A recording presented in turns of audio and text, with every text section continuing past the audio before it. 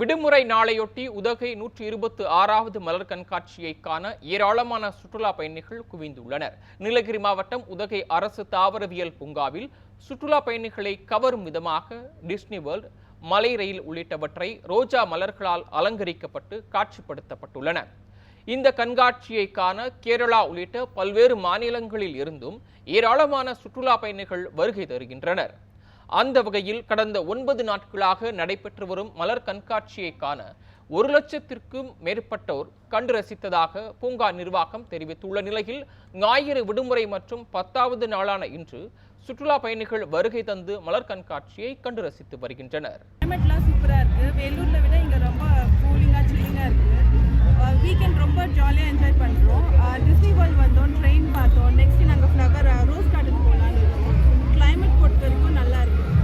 பசங்க ரொம்ப ஹாப்பியா என்ஜாய் பண்றாங்க. கிளைமேட் இங்க ரொம்ப சில்லா இருக்கு.